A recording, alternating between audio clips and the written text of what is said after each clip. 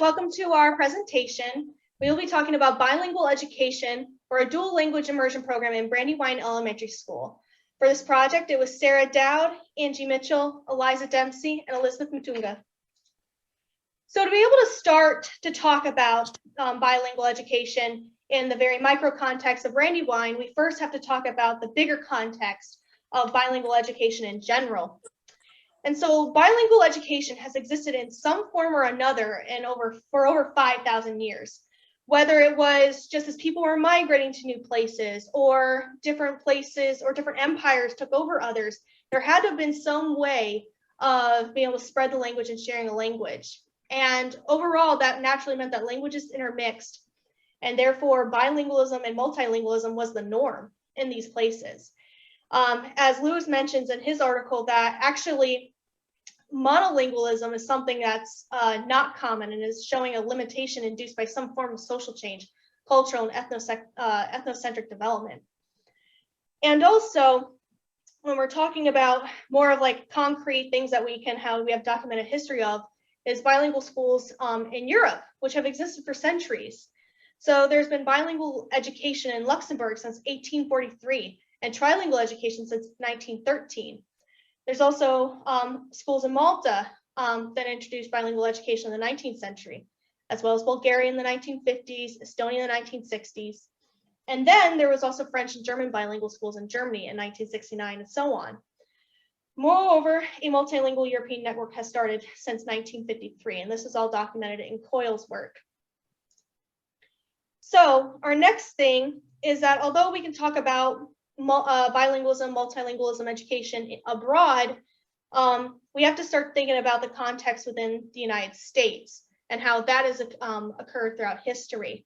So obviously, bilingualism, multilingualism exists in North America previous to European settlers, but we want to talk specifically about how that happened, or how it is, or actual schooling that happened afterwards. So oftentimes the first kind of intermixings of teaching others or the Native Americans languages was by the Jesuits or other missionaries who came to North America to spread Christianity and European influence. But a lot of massive changes happened within the 20th century.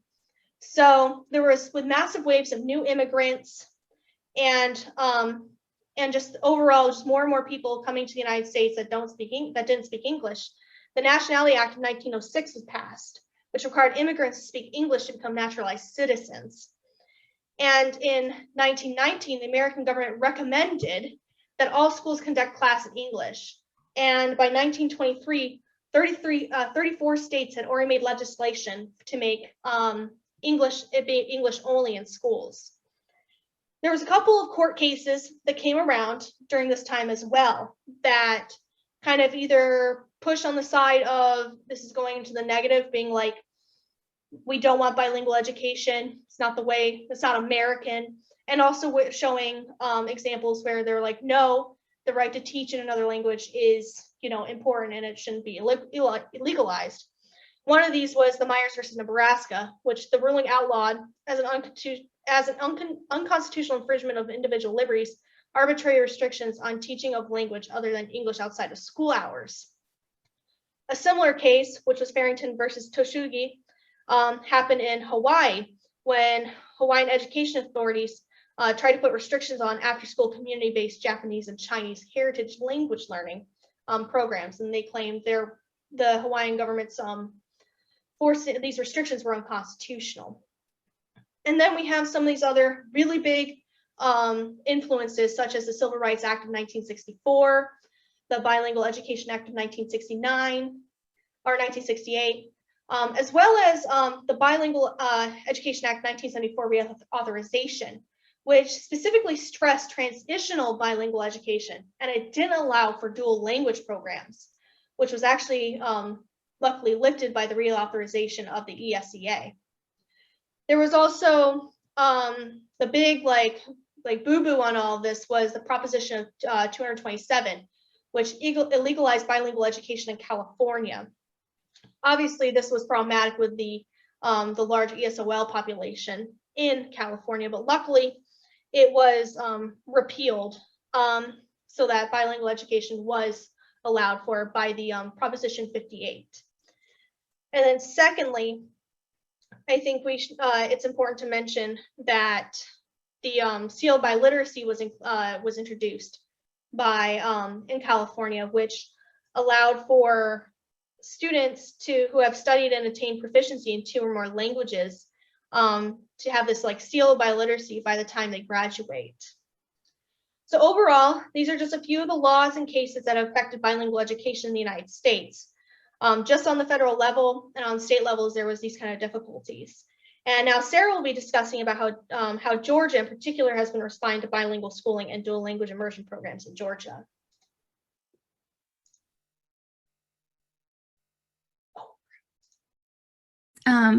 This is Sara. These are some of the sources that we wanted to give you guys to just let you guys look at the presentation and look at it for yourselves. I'm going to touch on a couple of them. Other than that, you can just look at your own discretion on those other links. Within the DLI program in Georgia, students spend half of their day in the specified target language and the other half in English. For us, as Angie will talk about later, the specified target language at Brandywine was Spanish, and then the other half was obviously English. The state of Georgia has actually one of the fastest growing Spanish ELLs in the United States, which is awesome. However, the South as a whole has been relatively behind on ESOL classrooms and ensuring that they are meeting the needs of the students. For example, in the 2015 article of Carson, which is also in the previous link, they say, quote, "But there are some commonalities, especially in the South. They're just not the kind that increase the numbers of potential ESL or bilingual teachers. For example, every Southern state besides Texas has an officially English-only government, which can affect education policies directly and indirectly." I thought this was really interesting because it's showing how slow moving Southern states are. I think that we're making headway and we're doing good as Georgia. Like I say in the next bullet point, Georgia as a whole is doing well in providing support for bilingual education. But the big takeaway from this is that obviously I'm focusing on Georgia, but we have a lot of work to do in the other, states to where DLI is making a really big difference, and it is, hugely impacting the lives of students and their families. And for example, Georgia State actually passed a $2.3 million grant towards supporting bilingual education, and that link is also in the previous slide as well. All right, so some of the benefits of DLI. It provides second language skills, obviously, cognitive skills, performance and standardized tests. You get accustomed to doing that. You learn intercultural competency, definitely long-term benefits. On the Georgia Department of Education websites, it states, quote, "DLI students are better prepared for the global community and job markets in the 21st century," end quote. There are actually higher attendance rates and fewer dropouts. And then I have a quote from Del Giles' dissertation on page 140 that says, quote, "The goal of dual language education is not that students learn English. In fact, the goal is that all students learn to read, write, and speak English in addition to Spanish, and a tremendous amount of research indicates that dual language education is a terrific way to meet that goal." Her dissertation focuses hugely on DLI and its impact, and it's very illuminating. So if you guys have not given that, a read or even, just glimpsed over it, it's very, very worth it. And it has a lot to do with our presentation and how and what our experiences were at Brandywine.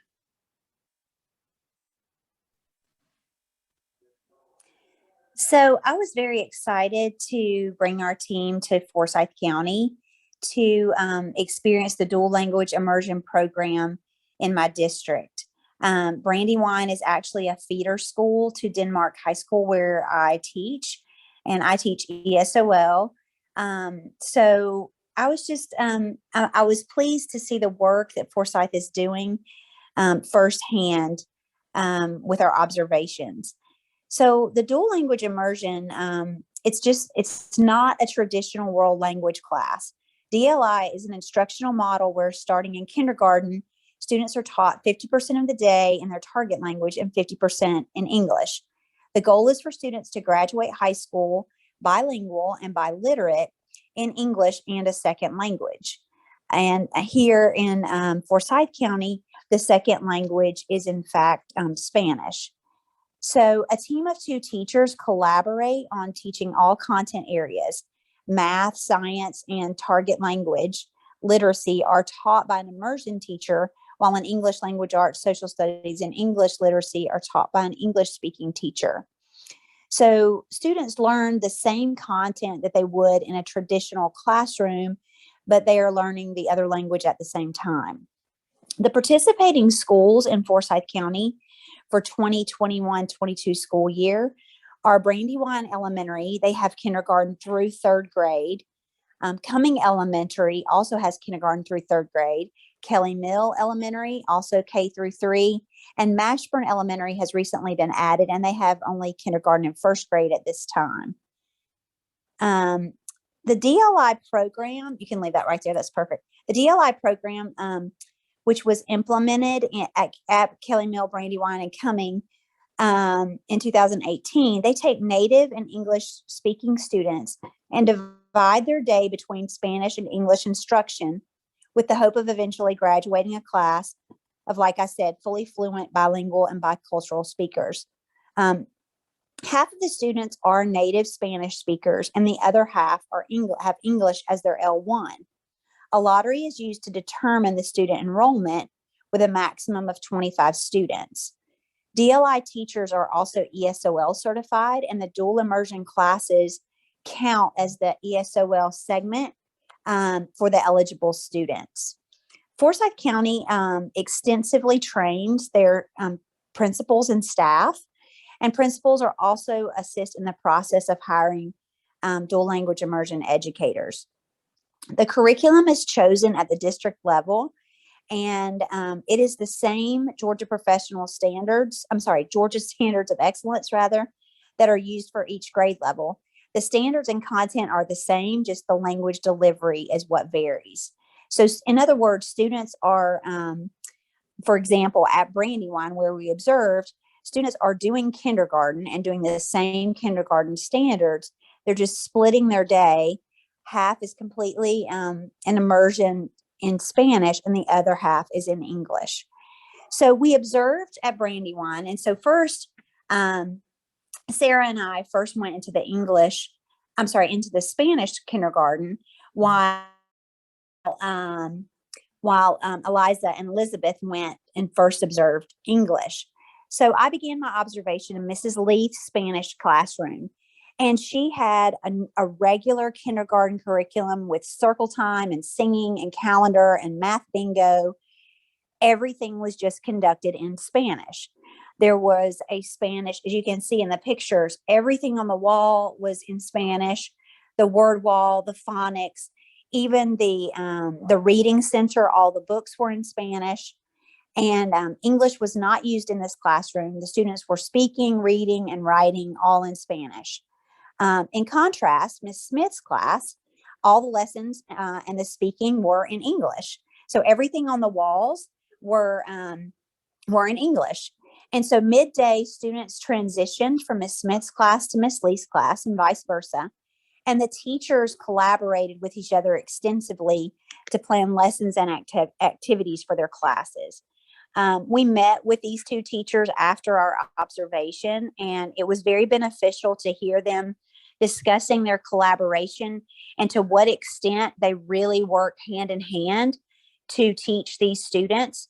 Of course, with the day being split like that, Miss Leith teaches the same thing in the morning as she does in the afternoon, just to a different group of students. But these teachers do work very closely together, and their collaboration is imperative.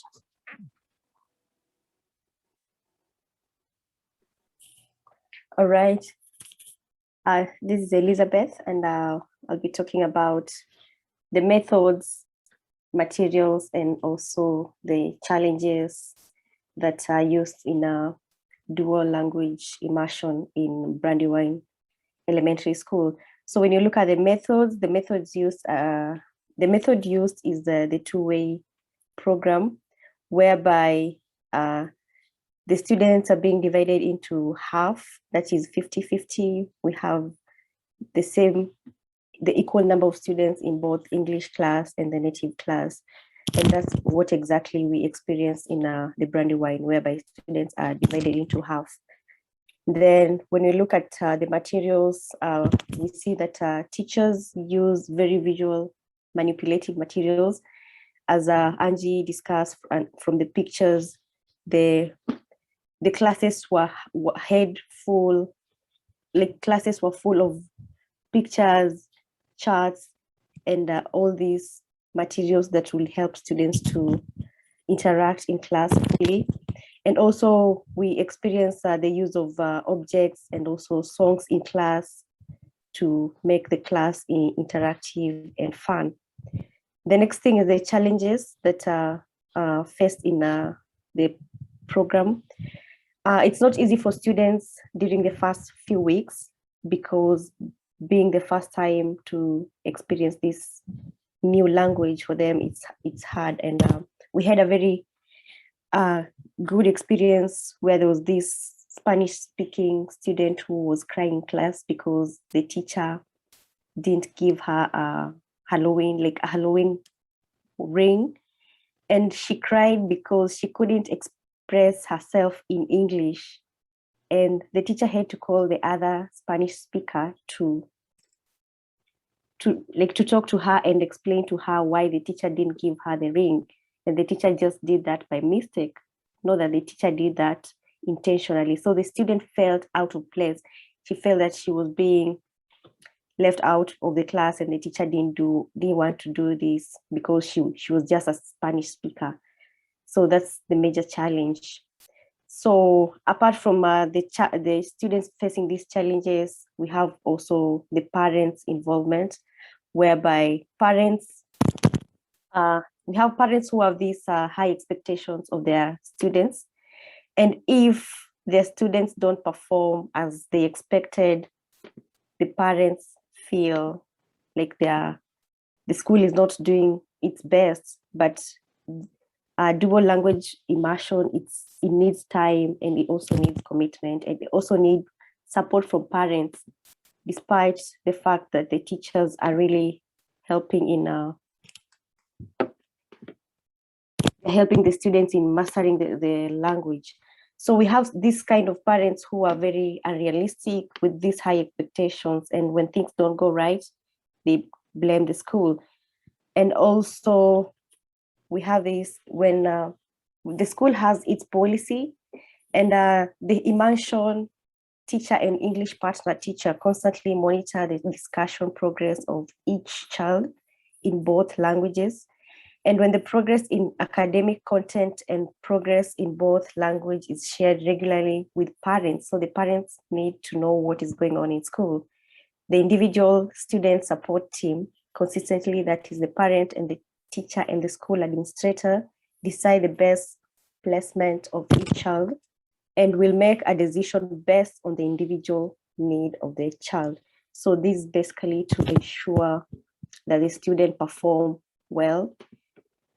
And according to Becker and Wright, 2017, a variety of factors affect a child's language choice. And these include exposure to two languages in different social contexts, the attitude of parents to two languages and to mixing the language. So again, we're being taken back to the parents. So the attitude of the parents back at home will really influence the child performance.